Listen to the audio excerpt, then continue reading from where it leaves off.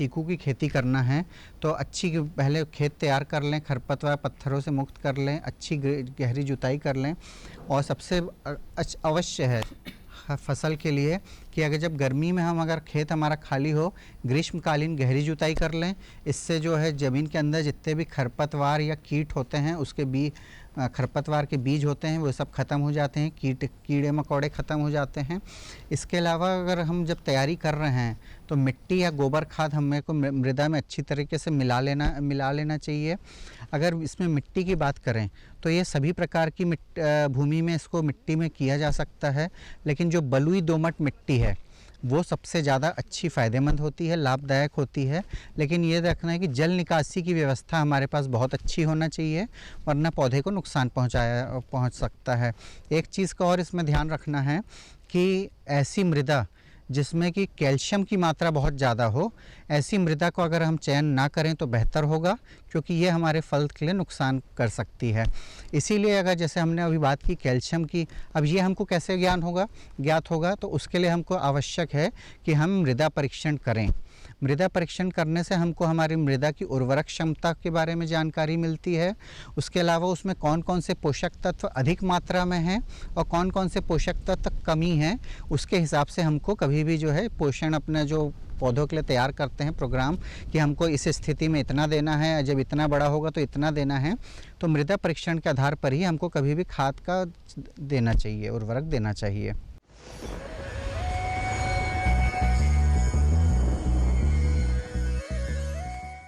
आज तो वसूली करके ही जाऊंगा।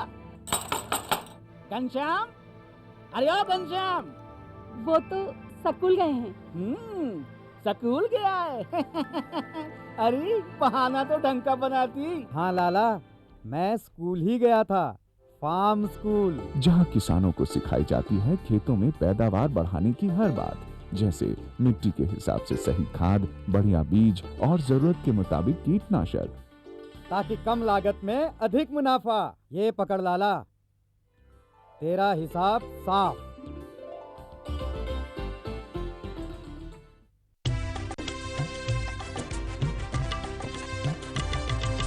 सहकारिता के बल पर विकास के लिए उठे कदम, जन सहकार की ताकत लेकर आगे बढ़ते जाएं हम। जन जन ने इस क्रांति में है विश्वास जगाया, हम सब ने मिलकर विकास का परचम है फहराया।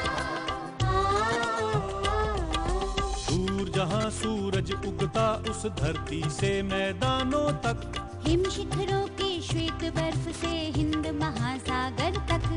श्वेत क्रांति हो हरित क्रांति या ग्राम विकास की बात, एकता ही धर्म हो अब चाहे दिन हो या रात। कृषि मंत्रालय भारत सरकार द्वारा जनहित में जारी।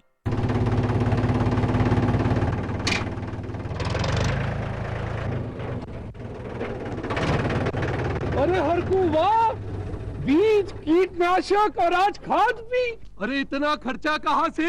अरे खर्च की चिंता किसे है, मेरे पास है ये किसान क्रेडिट कार्ड।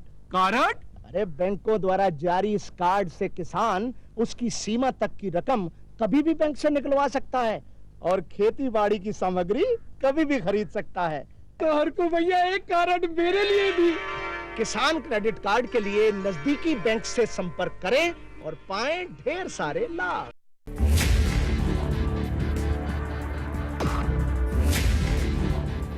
भोजन, जल और शुद्ध वातावरण हमारे जीवन का मुख्य आधार है और कृषि इसका मूल स्तंभ। पिछले 60 वर्षों में विज्ञान आधारित कृषि का व्यापक प्रसार हुआ है। साथ ही कृत्रिम संसाधनों के बढ़ते प्रयोग से कृषि की सतत क्षमता पर चिंताएं बढ़ी हैं। प्रधानमंत्री श्री नरेंद्र मोदी जी के दूरदर्शी नेतृत्व के अंतर्गत रसायन मुक्त जैविक खेती एक महत्वपूर्ण प्रयास है। रसायन मुक्त जैविक खेती को बढ़ावा देने के लिए 5 वर्ष पूर्व सरकार ने परंपरागत कृषि विकास योजना तथा उत्तर पूर्व भारत में जैविक मूल्य श्रृंखला योजनाएं आरंभ की। ऑर्गेनिक फार्मिंग को देश भर में बढ़ावा देने के लिए सरकार अनेक प्रयास कर रही है। इसके लिए परंपरागत कृषि विकास योजना के तहत काम किया जा रहा है। न सिर्फ ऑर्गेनिक फार्मिंग को बल दिया जा रहा है, बल्कि उसके लिए वैल्यू एडिशन और मार्केट की व्यवस्था भी की जा रही है। भारत सरकार एवं किसानों के सम्मिलित प्रयासों से आज देश के लगभग 36 लाख किसान 38 लाख हेक्टेयर क्षेत्र में जैविक खेती कर रहे हैं। इसके अतिरिक्त हमारे देश के अनेक ऐसे क्षेत्र हैं जहां आज भी पारंपरिक जैविक खेती हो रही है। इन पारंपरिक जैविक क्षेत्रों को जैविक प्रमाणीकरण सुलभ कराने हेतु पीजीएस के अंतर्गत लार्ज एरिया सर्टिफिकेट का प्रावधान किया गया है। इस प्रक्रिया की विशिष्टता ये है कि इसमें प्रमाणीकरण मात्र 2 से 3 महीनों में हो जाता है, जबकि सामान्य परिस्थितियों में इसमें 2 से 3 वर्ष का समय लगता है। अंडमान निकोबार केंद्र शासित प्रदेश के कार निकोबार एवं नैन काउरी द्वीप समूह देश के सर्वप्रथम ऐसे प्रमाणीकृत जैविक क्षेत्र हैं। अभी हाल ही में संपूर्ण लक्षद्वीप को जैविक खेती के रूप में प्रमाणित किया गया है। वर्ष 2016 में सिक्किम राज्य पूर्ण जैविक कृषि राज्य के रूप में प्रमाणित हो चुका है। सुदूर उत्तर में हिमालय श्रृंखला के बीच स्थित लद्दाख ने भी पूर्ण जैविक के लक्ष्य की ओर बढ़ना शुरू कर दिया है। जैविक उत्पादों को बाजार सुलभ कराने तथा किसानों की उपभोक्ताओं तक पहुंच बनाने के लिए एक समर्पित जैविक खेती पोर्टल भी बनाया गया है। जैविक खेती पोर्टल के जानकारी मंच और विपणन मंच के माध्यम से किसानों को उच्च गुणवत्ता उत्पादन तथा बाजार उपलब्ध कराया जा रहा है।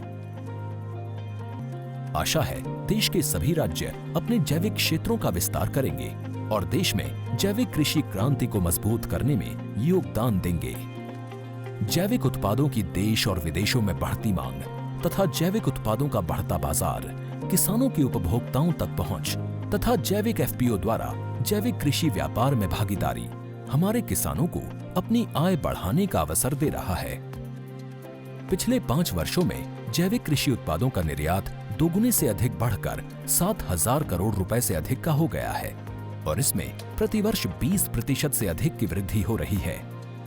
उम्मीद है पारंपरिक क्षेत्र के किसान भी इस बढ़ते बाजार से लाभान्वित होंगे और जैविक कृषि आंदोलन को आगे बढ़ाएंगे। किसानों की मुस्कान समृद्ध हिंदुस्तान की है पहचान।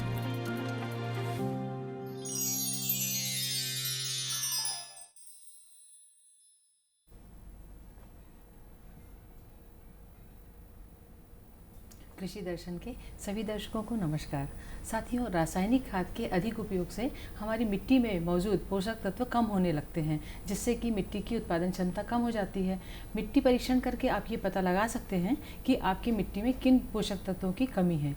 इस काम को आसान करने के लिए केंद्र शासन ने एक योजना चलाई है, मृदा स्वास्थ्य कार्ड योजना, जिससे कि आप अपनी मिट्टी की सेहत के बारे में पूरी जानकारी ले सकते हैं। तो साथियों, मृदा स्वास्थ्य कार्ड योजना क्या है और इससे किस तरह से आप लाभान्वित हो सकते हैं, इस विषय में आपको जानकारी देने के लिए आज हमारे बीच हैं कृषि विज्ञान केंद्र रायपुर से डॉक्टर उत्तम कुमार। सर, आपका बहुत बहुत स्वागत है। धन्यवाद। साथियों, इस योजना से संबंधित आपके यदि कोई प्रश्न हो, आप कुछ पूछना चाहते हो, तो आप हमारे इस टोल फ्री नंबर पर हमें फ़ोन कर सकते हैं। हमारा नंबर है 1800-233-9418।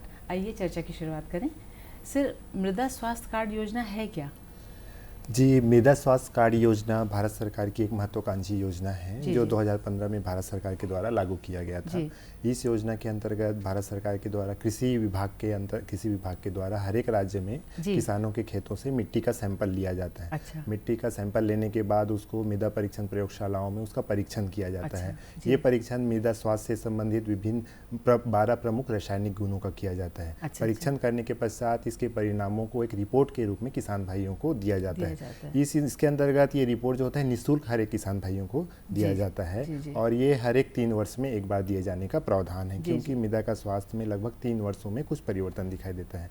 मृदा से स्वास्थ्य से संबंधित बहुत सारे भौतिक, रासायनिक, जैविक गुण होते हैं, परंतु मृदा स्वास्थ्य कार्ड योजना के अंतर्गत 12 प्रमुख रासायनिक गुणों के बारे में ही जानकारी दिए जाते हैं। ये 12 रासायनिक गुण जैसे है, पहला है जैसे पीएच मान, विद्युत चालकता, कार्बनिक कार्बन, मृदा का नत्रजन, स्फूर, potash, iron, manganese, copper, zinc, boron और सल्फर इनके निम्न, मध्यम, उच्च स्तर के बारे में जानकारी दी जाती है। साथ ही साथ मृदा के प्रकार और फसल के प्रकार के आधार पर कितनी मात्रा में पोषक तत्व डालें इसका भी उसमें अनुशंसा किया जाता है। ये मृदा स्वास्थ्य कार्ड योजना है। सर, इस योजना का उद्देश्य क्या है और किसान भाइयों को ये किस तरह से लाभ पहुंचाएगी ये योजना? जी, योजना का मुख्य उद्देश्य इसमें यह था कि जैसे आपने बताया कि रासायनिक उर्वरकों के प्रयोग से जो होता है मृदा का स्वास्थ्य प्रभावित होता है और फसल के उत्पादन प्रभावित होता है। तो सबसे पहला उद्देश्य ये है कि हम खेतों में मृदा रासायनिक उर्वरकों का संतुलित मात्रा में उपयोग कर दें, क्योंकि आप जैसे आपको जानकारी है कि अधिक मात्रा में, असंतुलित मात्रा में उपयोग करने से उत्पादन में प्रभावित होने के साथ साथ मृदा के स्वास्थ्य में तेजी से गिरावट है। सबसे पहला मुख्य उद्देश्य है कि मृदा का किसान भाई अपने खेतों में संतुलित पोषक तत्व प्रबंधन करे। दूसरा उद्देश्य ये है कि संतुलित पोषक तत्व प्रबंधन करेंगे, आवश्यकता से अधिक नहीं डालेंगे, उत्पादन लागत में कमी करना है। रासायनिक उर्वरक डीएपी, यूरिया, पोटास बहुत अधिक रेट में मार्केट में हमको मिलते हैं। उत्पादन उसके साथ साथ जब हम संतुलित मात्रा में पोषक तत्व डालेंगे तो उत्पादन में अनुकूलता वृद्धि होगी।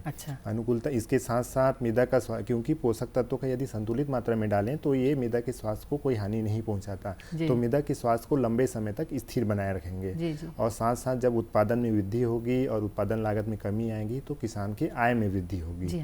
तो इस प्रकार ये इसका पूरा जो होता है मृदा स्वास्थ्य कार्ड का योजना का उद्देश्य है। इसका किसानों को लाभ ये है कि उसका उत्पादन लागत में कमी आएगी, उसके आने वाली पीढ़ी के लिए वो उसके खेतों का मृदा का स्वास्थ्य लंबे समय तक स्थिर बना रहेगा, उत्पादन में अनुकूलता में वृद्धि होगी और उसके आय में वृद्धि होगी। जो सरकार की योजना है कि किसानों की आय में दोगुनी वृद्धि करना है, उसी योजना के अंतर्गत ये मृदा स्वास्थ्य कार्ड योजना के उद्देश्य है। जी सर, हमने अभी जैसे कि आपने बताया कि रासायनिक उर्वरकों के उपयोग से तो इसका मृदा का स्वास्थ्य गिरता ही है। कुछ किसान भाई एक फसल लेने के बाद भी फसल को अवशेष जो बचता है उसको जलाकर फिर अगली फसल लगाने की तैयारी करते हैं, क्या इससे भी मृदा का स्वास्थ्य प्रभावित होता है? जी, आपने बहुत ही अच्छा प्रश्न किया है कि एक समस्या हमारे क्षेत्रों में बनी हुई है।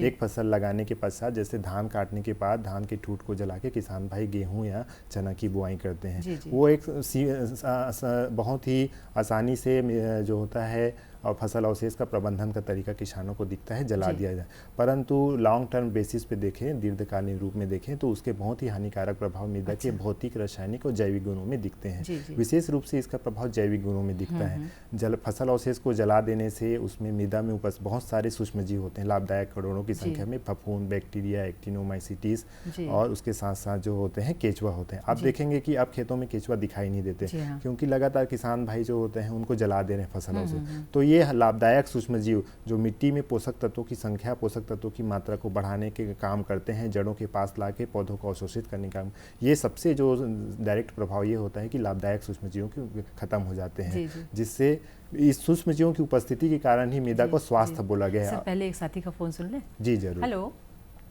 Hello hello. जी नमस्कार मैम। नमस्कार, आप कौन बोल रहे हैं? गोविंद मानेश्वर बोल रहा हूँ मैम, कन्या बालाघाट से। जी गोविंद जी, बताइए क्या पूछना चाहते हैं आप?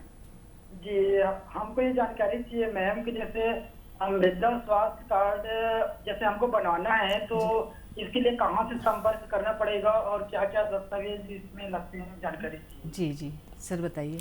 जी, आपने बहुत अच्छा क्वेश्चन किया। किसान भाइयों में जागरूकता की कमी है कि उनको पता नहीं रहता कि कहाँ से लें।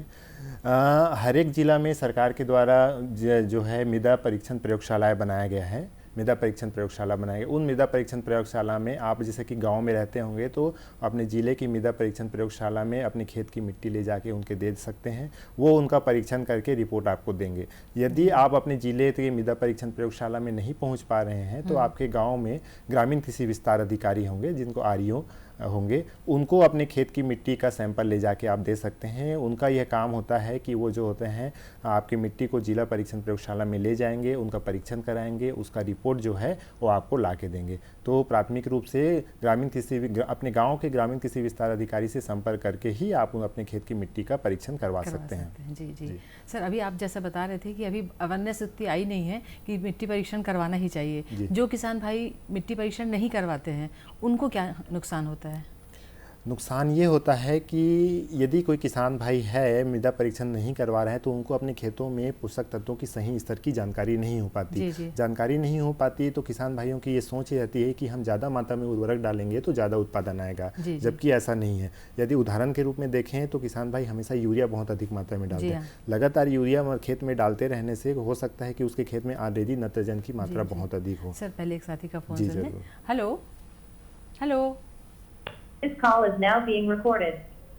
हेलो हेलो, नमस्कार, आप कौन बोल रहे हैं? जी योगेश जांगड़े, सिरवा बांधा में तराले। जी योगेश जी, क्या पूछना चाहते हैं आप? ये मृदा परीक्षण अपन कब और कते कते के अंतराल में करवाना है? अच्छा सर, कितने? जी, मृदा परीक्षण जो होता है जैसे कि आप साल में देखें तो खरीफ और रबी की फसल कटने के पश्चात, रबी की फसल मार्च में कट जाती है तो अप्रैल से लेके मई तक का महीना जो होता है सबसे अच्छा होता है मिट्टी का नमूना खेतों से निकालने के लिए, क्योंकि मिट्टी में उसमें कुछ मात्रा में नमी भी होती है और मिट्टी सूखा भी होता है। तो अप्रैल और मई के महीने में आप अपने खेतों से मिट्टी का नमूना लें और उसी महीने में आप जो उसका परीक्षण करवा लें, ताकि जब 15 जून के पश्चात और जुलाई के प्रथम सप्ताह में जब आप खेती की शुरुआत करेंगे तो आपके पास मृदा स्वास्थ्य कार्ड होगा जिसमें से आपके खेत से संबंधित पोषक तत्वों से संबंधित सभी जानकारियां होंगी। उस जानकारी के आधार पर आपने आने वाले फसल के लिए आप पोषक तत्वों की सही अनुशंसा और सही मात्रा में डाल सकते हैं। तो इस प्रकार। सर अब आप बता रहे थे कि अगर मिट्टी परीक्षण ना करवाया जाए तो क्या नुकसान है? हाँ, तो मैं नाइट्रोजन की बात कर रहा था कि लगातार किसान नाइट्रोजन डालता है तो हो सकता है कि उसके खेतों में ऑलरेडी नाइट्रोजन की मात्रा अधिक हो। यदि नाइट्रोजन और किसान डालेंगे तो आप देखेंगे कि यूरिया अधिक डालने से पौधे की बढ़वार अधिक होती है। बाद में जाकर जब धान में, जैसे धान की फसल देखें, बाली आती है तो बाली गिर जाता है। गिर जाने से उसमें क्या होता है कि फिर उत्पादन में कमी आ जाती है। ये इस प्रकार का एक नुकसान होता है। और दूसरा उदाहरण देख सकते हैं, जैसे कि कोई किसान भाई तिलहन की फसल लगाते हैं तो तिलहन फसल के लिए सबसे महत्वपूर्ण होता है कि उसमें सल्फर की आवश्यकता होती है। मृदा स्वास्थ्य कार्ड, किसान भाइयों को सल्फर की उतनी जानकारी नहीं होती कि इसको भी डालना है। मृदा स्वास्थ्य, यदि कोई किसान भाई तिलहन फसल लगा रहा है तो मृदा स्वास्थ्य कार्ड में निश्चित रूप से उसकी अनुशंसा की जाएगी कि सल्फर का उपयोग किया जाए, इतनी मात्रा में किया जाए। अगर वो सल्फर डालेगा तो उत्पादन में बहुत अनुकूलतम वृद्धि होगी, जो वास्तव में अभी किसान भाई प्राप्त नहीं कर पा रहे हैं। तो इस प्रकार उनको समस्याएं आती हैं। सर आपने बहुत अच्छी बात की। पहले एक साथी का फोन सुन लेते हैं। हेलो हेलो मैडम, जय जोहार। जय जोहार, आप कौन बोल रहे हैं? भागवत निर्मलकर कौरजेवरा बेमेतराले बोला था। जी निर्मलकर जी, क्या पूछना चाहते हैं आप? आज तक के हम लोग रासायनिक खाद से ही खेती करते आ रहे हैं। जी हाँ। और मिट्टी परीक्षण के अनुसार, मृदा जांच केंद्र के अनुसार मान लीजिए हम जैविक खेती करेंगे तो वो मिट्टी संतुलन कौन ढंग से बनाया जाए, क्या करे जाए, जेकर से हमारा उपज पैदावार बहुत ज्यादा मिलना चाहिए। जी बहुत अच्छा प्रश्न है आपका, समय के अनुकूल है सर। जैविक खाद का उपयोग पूछ रहे हैं ये। जैसे कि आप अगर निर्मलका जी जैविक खेती करना चाह रहे हैं तो मृदा स्वास्थ्य कार्ड ये है कि जो रासायनिक खेती कर रहे हैं उन किसान भाइयों के लिए मृदा स्वास्थ्य कार्ड योजना है। जैविक खेती में अगर पूर्ण रूप से करना चाहें तो उसके लिए उसका प्रोटोकॉल, उसका तरीका बहुत अलग है। रासायनिक उर्वरकों की थोड़ी मात्रा में ही सभी पोषक तत्वों की पूर्ति हो सकती है। उतनी मात्रा में पूर्ति करने के लिए किसान भाइयों को जो होता है जैविक स्रोत, जैसे कि गोबर खाद, वर्मी खाद, हरी खाद, कंपोस्ट खाद, इसका जो होता है आवश्यकता जो मात्रा है उसको 4 से 5 गुना हमको बढ़ाना पड़ेगा। उसके लिए आपको अपने जिले के जैसे कृषि विज्ञान केंद्र है, कृषि विश्वविद्यालय है या फिर कृषि विभाग है, उनसे एक पूर्ण प्रोटोकॉल तैयार करना होगा, उससे एक प्रशिक्षण लेना होगा कि जैविक खेती के लिए उत्पादन में कोई कमी ना आए, रासायनिक खेती के बराबर और उतना ही उत्पादन ले सके। उसके लिए आपके खेत की मिट्टी के प्रकार के आधार पर और फसल के आधार पर कितनी मात्रा में गोबर खाद, वर्मी खाद, जीवामृत और जैविक जो स्रोत है उनका उपयोग करना है, इसका अपन निर्धारण उस आधार पर किया जा सकता है। जी सर, खेतों में चूना जो छिड़कते हैं उससे भी क्या मिट्टी के स्वास्थ्य में कुछ फर्क पड़ता है? जी, पूरे भारतवर्ष में अलग अलग राज्यों में अलग अलग प्रकार की मिट्टियाँ पाई जाती हैं। तो क्या होता है, जो पूर्वी भारत है, भारत में देखें पूर्वी भारत और छत्तीसगढ़ में देखें तो ऊपरी भाग जो अंबिकापुर क्षेत्र है, सरगुजा क्षेत्र है, इनमें क्या होता है मिट्टियों में जो होता है अम्लीयता है। मिट्टी में अम्ल की मात्रा अधिक है। ऐसे मिट्टियों में अगर फसल लगाते हैं और रासायनिक उर्वरक डालने के पश्चात भी उनमें पौधों की बढ़वार और उत्पादन उस लेवल पे नहीं आ पाता जैसे हम सोचते हैं। तो इन अम्लीय मृदाओं के सुधार के लिए मिट्टी में चूना डालने की सिफारिश की जाती है। तो शुरुआत अवस्था में जरूरी है कि यदि उसका पीएच मान 5 से कम है, 12 रासायनिक गुणों में एक पीएच बहुत महत्वपूर्ण है, पीएच मान यदि 5 से कम है तो चूना डालने की सिफारिश किया जाता है। ये मृदा स्वास्थ्य कार्ड में भी इसकी सिफारिश की गई है। यदि पीएच मान 5 से कम है तो प्रथम 3 वर्ष में लगातार 3 वर्ष तक किसान भाइयों को 2 क्विंटल प्रति एकड़ चूना डालने की सिफारिश की जाती है, क्योंकि मृदा के स्वास्थ्य में और मृदा पीएच मान में धीरे धीरे सुधार आएगा। लगातार 3 वर्षों में हम करेंगे तब जाके वो 6.5-7 तक आएगा, जो एक उदासीन पीएच होगा। इसीलिए अम्लीय मृदाओं में ही चूना डालने की सिफारिश की। चूना डालने से मिट्टी का स्वास्थ्य बढ़ेगा और बेहतर होगा, उत्पादन भी बेहतर होगा। जी जी सर, अभी धान का समय है, धान लगाने का समय है, तो मृदा स्वास्थ्य कार्ड के अनुसार धान के लिए कितना संतुलित पोषक तत्व डालना चाहिए, जैविक खाद का कितना उपयोग करना चाहिए, क्या यह हम मृदा स्वास्थ्य कार्ड से जान सकते हैं? जी जरूर। मृदा स्वास्थ्य कार्ड में मिट्टी के प्रकार और फसल के प्रकार के आधार पे ही उसमें रासायनिक तत्वों की निम्न मध्यम उच्च स्तर दिया हुआ है। यदि रासायनिक तत्वों का निम्न और मध्यम स्तर दिया हुआ है तो धान के खेत में, जैसे हम अभी खरीफ का सीजन धान हमारे छत्तीसगढ़ की मुख्य फसल लगाने वाले हैं किसान भाई, उसमें लगभग नत्रजन 100 किलो प्रति हेक्टेयर, स्फूर जिसे फास्फोरस 60 किलो प्रति हेक्टेयर और पोटास 40 किलो प्रति हेक्टेयर लगेगा। यदि किसान भाई सीधी बुआई कर रहे हैं तो नत्रजन जो होता है, जो यूरिया के रूप में डालते हैं, 50% मात्रा बुआई के समय ही डालें और उसके बाद 25% 3 भार में करके डालें। दूसरी 25% मात्रा बियासी करते हैं या फिर कल्ले फूटने की अवस्था में, टिलेरिंग अवस्था में डालें। पुनः 25% मात्रा 45 दिन के अंतराल में, जब उसकी शारीरिक बढ़वार होती है, जब उसमें शाखाओं की संख्या बढ़ती है, तब डालें। इस प्रकार 100 किलोग्राम नत्रजन लगता है। अगर उसको यूरिया में समझे तो लगभग 220 किलोग्राम यूरिया प्रति हेक्टेयर लगेगा। स्फूर की बात करें तो स्फूर जो होते हैं पूरी मात्रा 60 किलोग्राम बुआई के समय किसान भाई डीएपी के रूप में दे दें, क्योंकि ये बीजों के अंकुरन के साथ साथ जड़ों के विकास के लिए बहुत जरूरी होता है। तीसरा पोटास, जो लगभग 40 किलो प्रति हेक्टेयर लगता है। बहुत सारे किसान भाई पोटास नहीं डालते, मेरी उनसे सिफारिश है पोटास अवश्य डालें धान की फसल में। ये धान के दानों में चमक लाता है और चमक आता है तो वो मार्केट में ज़्यादा रेट पे बिक पाते हैं। तो और साथ ही साथ रोग प्रतिरोधक क्षमता और जो होते हैं ये जो सूखा सहनशील क्षमता बढ़ाता है। 40 किलो प्रति हेक्टेयर डालें, 2 भाग में करके डालें। पहले बुआई के समय 20 किलोग्राम डाल दें और दूसरा यदि बियासी कर रहे हैं तो बियासी के समय डालें और रोपाई कर रहे हैं तो रोपाई के समय उसको 20 किलोग्राम मात्रा को डालें। इस प्रकार लगभग 100 किलोग्राम नत्रजन, 60 किलोग्राम स्फूर, 40 किलोग्राम पोटास हमारे किसान भाई अपने खेतों में उपयोग करें। जी जी सर, हम जब पोषक तत्व प्रबंधन की बात करते हैं तो संतुलित पोषक तत्व प्रबंधन और समन्वित पोषक तत्व प्रबंधन, इसमें क्या फ़र्क है? जी, बहुत अच्छा क्वेश्चन आपने पूछा। ये बहुत ज़रूरी चीज़ है। संतुलित पोषक तत्व प्रबंधन ये होता है जो मृदा में फसलों के लिए 3 मुख्य पोषक तत्वों की आवश्यकता होती है, नत्रजन, स्फूर और पोटास। यदि इन तीनों को हम वैज्ञानिक अनुशंसा के आधार पर हर एक फसल के लिए एक निश्चित मात्रा निर्धारित की गई है। धान के लिए अलग है, सोयाबीन के अलग है, अरहर के लिए अलग। उसको निश्चित मात्रा में जो अनुशंसित मात्रा है यूरिया मतलब नत्रजन, स्फूर और पोटास डालें तो वो संतुलित पोषक तत्व प्रबंधन कहलाता है। और इसके साथ साथ नत्रजन, स्फूर और पोटास के साथ साथ यदि हम जैविक स्रोत जैसे कि गोबर खाद, वर्मी खाद को भी डालें तो ये समन्वित पोषक तत्व प्रबंधन कहलाता है। इन दोनों को मिला के तो वर्तमान में समन्वित पोषक तत्वों का जो कॉन्सेप्ट है सबसे ज़्यादा प्रचलित है। इसमें रासायनिक पोषक तत्व भी डालते हैं और जैविक भी डालते हैं, जिससे उत्पादन भी अच्छा मिले और मृदा का स्वास्थ्य भी बने। तो दोनों को बनाए रखने के लिए जो होता है समन्वित पोषक तत्व है। जी जी समन्वित पोषक सर, अभी आपने बात की कि सोयाबीन के लिए अलग तरह से पोषक तत्व प्रबंधन की आवश्यकता होती है, उनमें उर्वरक की अलग मात्रा डालनी चाहिए। तो अभी हमारे किसान भाई इस समय सोयाबीन भी लगाते होंगे, तो उसमें उन्हें कितनी कितनी उर्वरक डालना चाहिए? सोयाबीन एक तिलहन फसल है जी। इसके साथ साथ इनकी जड़ों में जो होता है नाइट्रोजन फिक्सेशन करता है नोड्यूल के माध्यम से, तो इसमें नत्रजन की मात्रा कम मात्रा में आवश्यकता होती है। इसको लगभग 20 किलोग्राम नत्रजन प्रति हेक्टेयर चाहिए, 40 किलोग्राम स्फूर और 20 किलोग्राम पोटास किसान भाइयों को चाहिए होता है। तो इसके लिए बुआई के समय सामान्य भाषा में समझें तो किसान भाई डीएपी का उपयोग करें, जिसमें नत्रजन और स्फूर दोनों होता है। प्रति एकड़ 1 बोरा डीएपी मतलब 50 किलो डीएपी बुआई के समय जो होता है सोयाबीन के साथ डालें।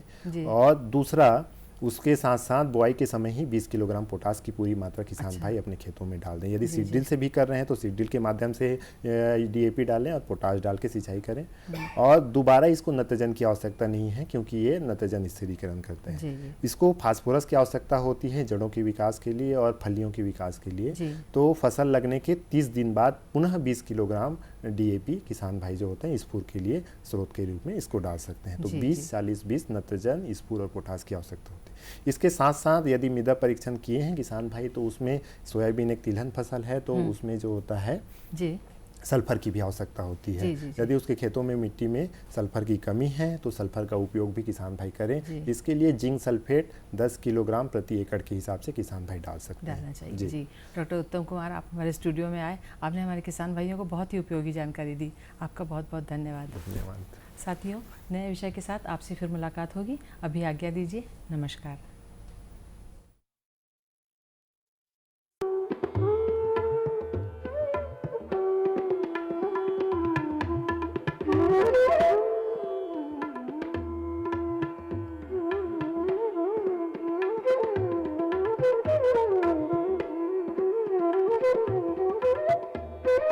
Thank you.